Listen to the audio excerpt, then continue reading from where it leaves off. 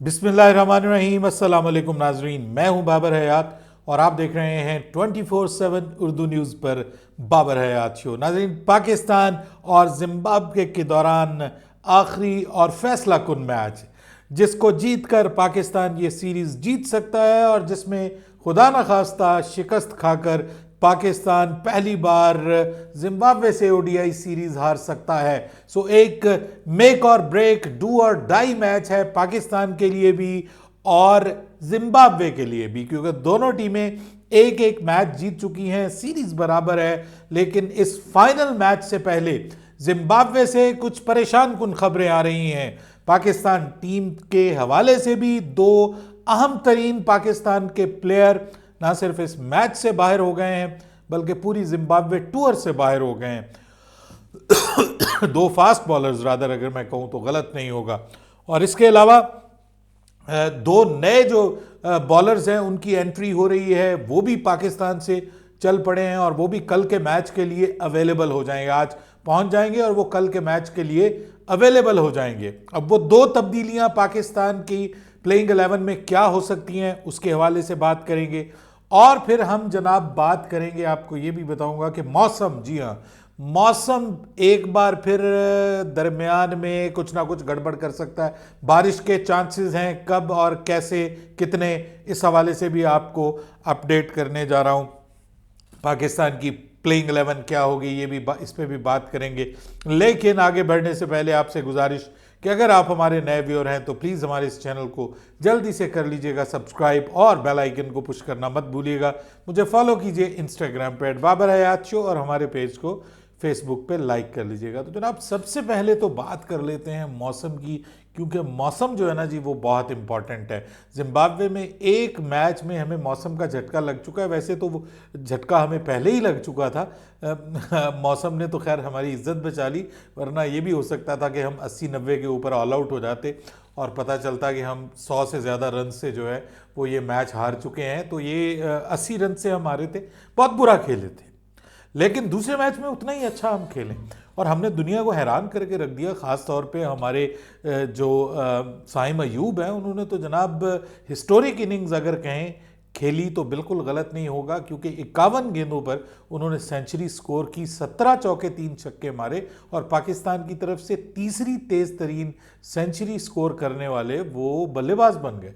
सबकी उम्मीदें आसे अब उनके साथ लगी हुई हैं और पाकिस्तान के क्रिकेट फैंस अब ये उम्मीद कर रहे हैं कि जो तीसरा और आखिरी ओडीआई मैच है उसमें पाकिस्तान उसी तरह कन्विंसिंगली जीते, अच्छे तरीके से जीते जिम्बाब्वे से, और पाकिस्तान के यंगस्टर्स ये सीरीज जीत के पाकिस्तान के नाम करें। ये जो एक खौफ और ख़तरा रहता है कि पाकिस्तान की team one day up one day down वाला जो हिसाब किताब है, ये लोग थोड़ा घबराते हैं कि यार एक दिन जब हम इनसे तवक्को नहीं करते तो ये हमें हैरान कर देते हैं और जब हम इनसे तवक्को करते हैं तो ये हमें परेशान कर देते हैं। तो तीसरा और आखिरी मैच जो है वो ऑब्वियसली पूरी कोशिश करेगी जिम्बाब्वे की टीम जीतने के लिए, क्योंकि उनके पास ये एक हिस्टोरिक चांस है पाकिस्तान के लिए। पाकिस्तान से ये मैच जीत कर वो सीरीज़ जीत सकते हैं और पाकिस्तान के पास भी एक बहुत बड़ा मौका है कि वो ये मैच जीतें और पहले मैच की जो हजीमत और जो शर्मिंदगी है ना उसको दूर कर लें। लेकिन इस सारे सिनेरियो से पहले मौसम जो है वो बहुत इंपॉर्टेंट है कि मैच होना चाहिए। तो जनाब, बुलावायो का जो मौसम है वो ये बता रहा है कि कोई 40% चांसेस ऑफ रेन है। एक वेदर रेडार पे ये बता रहा है कि 40% चांसेस ऑफ रेन है और एक बता रहा है कि 70% चांसेस ऑफ रेन है। अब किसके ऊपर एतवार किया जाए, क्योंकि जो द वेदर चैनल वाले हैं वो ये बता रहे हैं कि 70% चांसेस ऑफ रेन है और ये ज़्यादातर लेटर इन द डे है, मॉर्निंग में नहीं है, डे के अंदर भी नहीं है, लेटर इन द डे है, यानी शाम के वक्त हैं। अब शाम के वक्त कब है, जो मैंने अभी देखा है कि 2 बजे के करीब वहां के मेयारी वक्त के मुताबिक 10 से 15% चांसेस हैं बारिश के। उसके बाद फिर ये जाके तकरीबन कोई इवनिंग में बारिश स्टार्ट हो रही है। तो ये अब कंफर्म नहीं है। क्लाउडी वेदर है सारा दिन, from morning till evening cloudy weather रहेगा, बादल रहेंगे। अब बादल बरसते हैं या नहीं बरसते, कितने बरसते हैं और कब बरसते हैं, इसके ऊपर सबकी नज़र रहेगी। और पाकिस्तान बिल्कुल नहीं चाहेगा कि बारिश बरसे, क्योंकि अगर बारिश बरस गई, ये मैच जो है वो जिसको आप कहते हैं कि वॉश आउट हो गया, तो ये भी पाकिस्तान के लिए परेशान कुन है, क्योंकि पाकिस्तान सीरीज जो है वो बराबर हो जाएगी, बराबर कर लेगा वो सीरीज।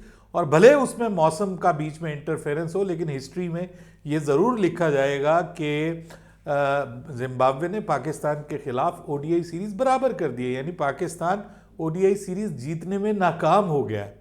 अब ये मौसम जो है वो खैर हमारे इख्तियार में नहीं है, वो अल्लाह पाक के इख्तियार में है, वो कैसा रहता है उसके ऊपर नज़र रहेगी। ये ज़हन में रखिएगा कि मौसम बीच में टांग अड़ा सकता है। दुआ करें, अल्लाह करे मौसम बीच में टांग ना उड़ाए। लेकिन पाकिस्तान की प्लेइंग 11 क्या होगी, प्लेइंग 11 की तरफ जाने से पहले उसमें क्या चेंजेस हो सकती हैं, उससे पहले अगर हम बात करें तो सर उसमें पाकिस्तान के लिए बुरी खबर यह है कि पाकिस्तान के 2 फास्ट बॉलर्स जिनको यहाँ पे मौका दिया गया था, जो यहाँ पे आए थे, पाकिस्तान स्क्वाड का हिस्सा बने थे, अनफॉर्चुनेटली उनको मैच में मौका नहीं मिला, वो अनफिट हो गए।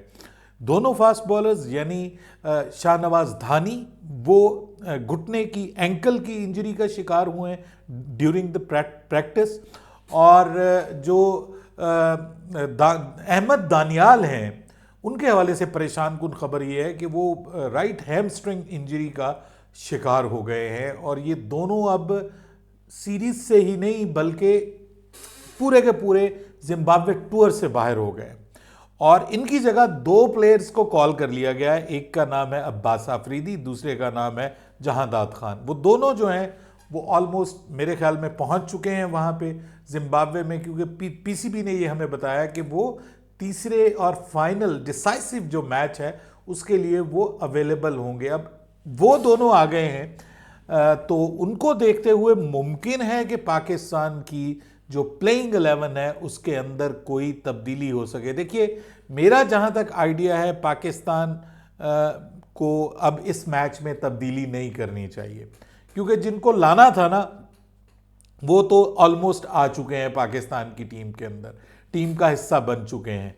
अब अरफात मिन्हाज तो इसमें है नहीं स्क्वाड में, वो T20 स्क्वाड में है। By the way T20 squad से भी अहमद दानियाल बाहर चले गए हैं, तो उनकी जगह अब आमिर जमाल जो है ना जी, उनको पाकिस्तान के T20 स्क्वाड का हिस्सा बना लिया गया। पहले आमिर जमाल जो थे वो सिर्फ ओडीआई स्क्वाड का हिस्सा थे, T20 स्क्वाड का हिस्सा नहीं थे। अब वो T20 स्क्वाड में भी खेलेंगे। बहरहाल अब बात कर लेते पाकिस्तान की प्लेइंग 11 में चेंजेस क्या हो सकती हैं। देखिए, अगर कोई चेंज हो सकती है तो अगेन वही मतलब बात यह है कि उसकी एडजस्टमेंट क्या होगी। आप क्या अगेन आप जो है वो बाहर निकालेंगे कामरान गुलाम को, तो मेरा नहीं ख्याल कि कामरान गुलाम को रेस्ट दिया जाएगा, उनको बाहर निकाला जाएगा, क्योंकि उनकी तो बारी एक बार आई है और दूसरी बार जो है वो उनकी बारी नहीं आई, वो तो हमारे ओपनर्स ही खेल गए हैं। उसके बाद क्या पाकिस्तान क्या कर सकता है, चेंज कर सकता है पाकिस्तान बॉलिंग लाइनअप में, फास्ट बॉलर्स में चेंज हो सकती है। देखिए, आमिर जमाल जो है वो उनको 2 मैचेस दिए गए हैं, दोनों मैचेस में वो थोड़ा सा स्ट्रगल करते हुए नजर आए हैं।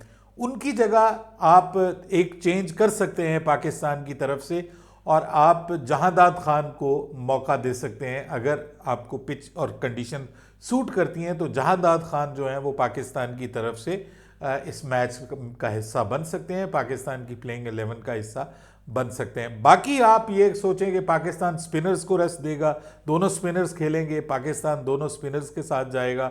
और बहुत ही अगर आप कोई चेंज करना चाहें तो आप हारिस रऊफ को रेस्ट दे के उनकी जगह अब्बास आफरीदी को ला सकते हैं। Abbas Afridi is also not a bad choice, he is a very good bowler. उन्होंने दिखाया है कि वो बहुत अच्छे, बहुत तगड़े बॉलर हैं। पाकिस्तान अपने 2 फास्ट बॉलर्स चेंज कर सकता है, ये मैं आपको बताऊं। जो 2 चेंजेस पाकिस्तान कर सकता है ना इस मैच के अंदर, वो यही है कि पाकिस्तान अपने 2 फास्ट बॉलर्स जो हैं उन दोनों को पाकिस्तान बाहर करे, रेस्ट दे दे उनको, क्योंकि उन्होंने अगली सीरीज भी खेलनी है, तो उनको रेस्ट दे दिया जाए। और उनकी जगह जो है वो जहांदाद खान और अब्बास आफरीदी जो है उनको मौका दे दिया जाए। प्रॉब्लम ये है कि जहांदाद खान और अब्बास आफरीदी अगर सिलेक्शन के लिए अवेलेबल हैं तो फिर तो उनको मौका दिया जा सकता है, कि जो कि पीसीबी ने कहा है कि वो सिलेक्शन के लिए अवेलेबल हैं। लेकिन इतना लंबा सफ़र करके आके वो डायरेक्ट मैच खेलेंगे, ये एक सवालिया निशान है जो मैनेजमेंट है वो इस हवाले से सोच सकती है कि भाई इतना इन पे रिस्क लेने की बात है। ये ना हो कि कहीं पहले दो हमारे जो प्लेयर हैं उनके हवाले से तो बहरहाल मुझे अफसोस हुआ है। शाहनवाज धानी जो है इतने अरसे के बाद उनको मौका मिला और वो बेचारा फिर अनफिट हो गया, और उसके बाद जो है वो आपके अहमद दानियाल को बड़ा चांस मिला था। वैसे बहुत सारे लोग उनके खिलाफ भी थे कि इस लड़के को क्यों चांस दे दिया, ये कोई ऐसा है, ये है, वो है।